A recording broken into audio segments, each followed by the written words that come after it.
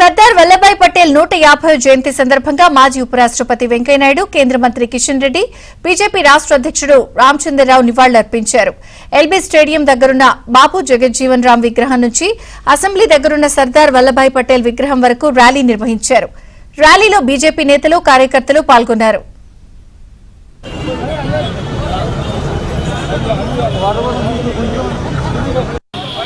विविधता में एकता भारत का विशेषता, अलग भाषा अलग वेश फिर भी अपना एक देश.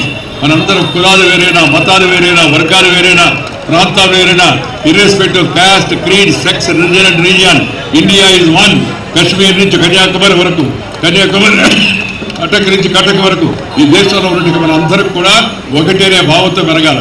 కుటుంబం కలిసి ఉండాలా, గ్రామం కలిసి ఉండాలా, జిల్లా కలిసి ఉండాలా, రాష్ట్రం కలిసి ఉండాలా, దేశం అన్ని రాష్ట్రాలు కూడా కలిసి ఉండి మనందరం భారతీయులం అనే విషయాన్ని గుర్తుపెట్టుకొని తద్వారా ఐకమత్యంగా నడిస్తే సర్దార్ పటేల్ గారికి మనం అర్పించేట నిజమైన నివాళి అవుతుందని చెప్పని ఈ సందర్భంగా మీ అందరికీ మనం చేస్తున్నాను.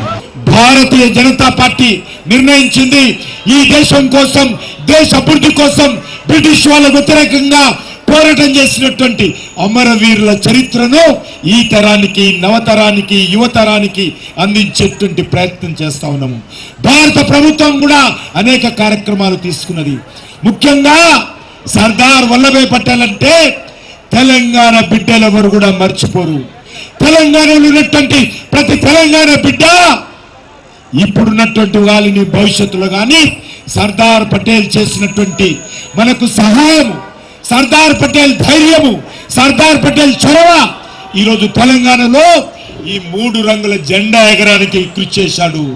సర్దార్ వల్లభాయ్ పటేల్ లేకపోతే ఈ 3 రంగుల జెండా ఇక్కడ ఎగిరేది కాదు. ముందున్నటువంటి వాళ్ళను చూసుకుంటూ కొంచెం గ్యాప్ మెయింటైన్ చేస్తూ వెళ్లాల్సిందిగా మీ విజ్ఞప్తి చేస్తున్నాను. కొంచెం గ్యాప్